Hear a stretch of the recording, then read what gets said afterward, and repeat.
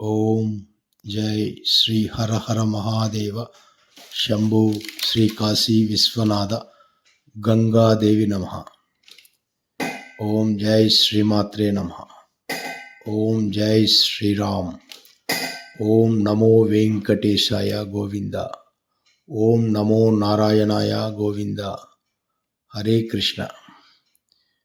ప్రపంచ ప్రఖ్యాతిగాంచిన శ్రీ కలియుగ వెంకటేశ్వర స్వామి కొలువై ఉన్న ఈ తిరుపతిలో స్వాతంత్రానికి పూర్వం బ్రిటిష్ వారి కాలంలో 1882వ సంవత్సరంలో శ్రీ అద్దంకి సంజీవి గారు, శ్రీ అద్దంకి నాదముని గారు, వీరు ఇరువురు మా తాతగారికి తాతగారులు, నాకు ముత్తాతలు. వీరి ఇరువురు వీరి పిత్రార్జితము, వీరి స్వయార్జితముతో నిర్మించబడినదే ఈ శ్రీ బంగారు వెంకటేశ్వర స్వామి ఆలయం. Tirupati Gandhi road, door number 250లో ఈ ఆలయం ఉన్నది. కాలక్రమేణా మేము మంగళ కులమునకు చెందినవారం. నలుగురితో కలుపుకొని పోతే ఆలయ అభివృద్ధి బాగుంటుందనే ఆలోచనతో మా ముత్తాతలు కళ్యాణకట్ట మిరాసిదారుల సంఘంలో మెంబర్లుగా ఉండేవారు. మా సాటి కులస్తులైన మిగతా వారితో కలుపుకొని ఒక ట్రస్ట్ ఫామ్ చేసి 1909లో ఈ ఆలయాన్ని ఆ కళ్యాణకట్ట మిరాసి సంఘం వారికి అప్పగించారు. మిరాసి సంఘం అనగా అందరూ చేసిన దాంట్లో వీళ్ళు భాగం పంచుకునేవారు. ఆ భాగంలో వచ్చే కొంత డబ్బుతో ఈ ఆలయం అభివృద్ధి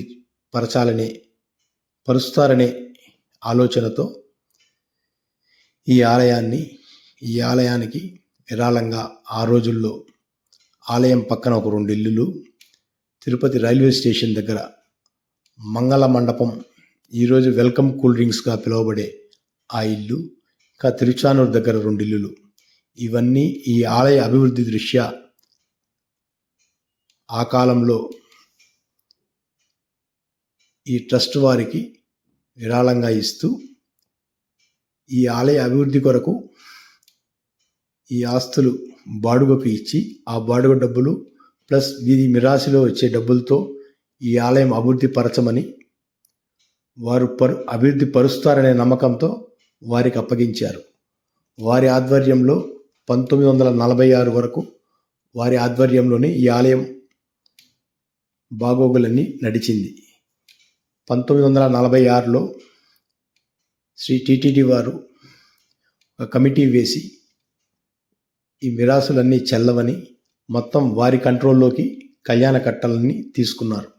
ఆ సమయంలో ఈ మిరాసి సంఘంలో ఉన్న వారందరినీ వారి ఉద్యోగస్తులుగా చేసుకొని వారికి జీతాలు ఇస్తూ ఆ టీటీడీ వారే ఈ ఆలయ బాగోగులు కూడా చూసుకునే విధంగా ఒక అగ్రిమెంట్ చేసుకున్నారు. 1975 మరలా 1985 ఈ 2 సంవత్సరాలు ఈ 2 అగ్రిమెంట్లు అనుసరించి టీటీడీ వారి ఆధ్వర్యంలోనే ఈ ఆలయం నడుస్తూ ఉండేది. ఆలయంలో జరిగే పూజలకు, ఆలయంలో పనిచేసే పూజారికి ఆలయం ముందర చలవ పందిరి మెయింటైన్ చేసే ఒక గుమస్తాకు అందరికీ టీటీడీ వారే జీతాలు ఇస్తూ మెయింటైన్ చేసేవారు. 1996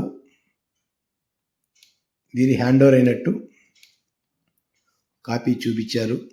ఒక పేపర్ ఇచ్చి మొత్తం ఈ ఆలయంలో ఉన్న పురాతన తంజావూరు దేవుళ్ళ పటములు,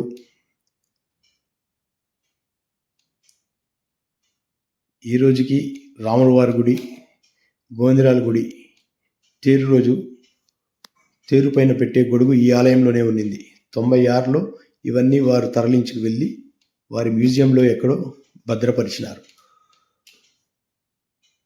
తరువాత 2019లో ఈ ఆలయం ముందు భాగం కొద్దిగా దెబ్బతినింది, పడిపోయింది. అప్పటి నుంచి టీటీడీ వారికి మొరపెట్టుకోగా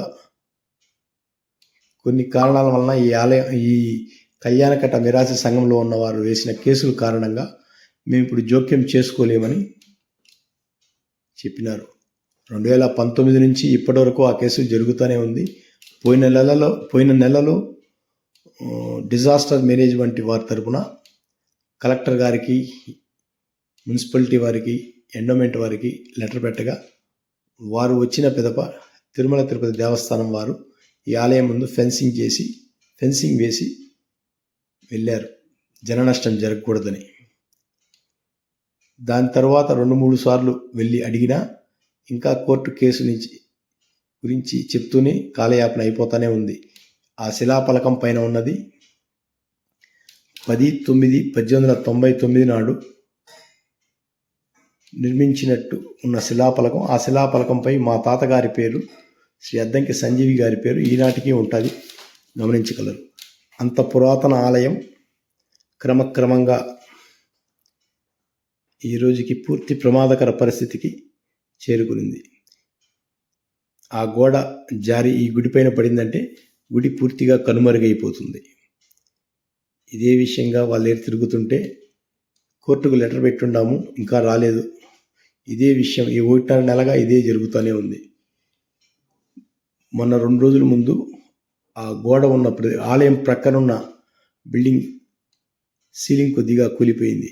ఇప్పుడు ఆ గోడ జారి దీనిపైన పడిందంటే ఈ ఆలయంలో ఇప్పటికీ 120 సంవత్సరాల చరిత్ర కలిగిన తంజావూరు ఆర్ట్ దేవుళ్ళ పటాలు ఇప్పటికీ కొన్ని అలాగే ఉన్నాయి. ఈ ఆలయం కూలిపోయిందంటే ఆ దేవుడి పటాలు పూర్తిగా కనుమరుగైపోతుంది. అంత పురాతన ఆలయాల్ని, పురాతన దేవుళ్ళ పటములను, పురాతన కట్టడాన్ని, బ్రిటిష్ కాలం నాటి కట్టడాన్ని క్రమక్రమంగా కేసుల కారణంగా పూర్తి శిథిలావస్థకు చేరిపోయింది. ఇప్పటికీ ఈ ఆలయంలో ఉన్న దేవుళ్ళ పటాలు ఇవి.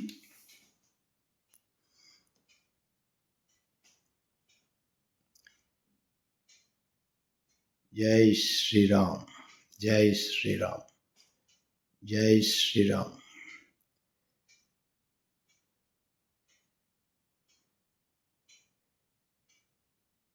స్వాతంత్రానికి పూర్వం బ్రిటిష్ వారి కాలంలో నిర్మించిన ఆలయం పూర్తిగా కనుమరుగైపోవడానికి ఎక్కువ సమయం లేనట్టుంది. దేవుడు కరుణించి ఆ పటములు తీసిన దొరకన్నా ఆపగలిగితే అదృష్టవంతులం. జై శ్రీరామ్, జై శ్రీరామ్, జై శ్రీరామ్.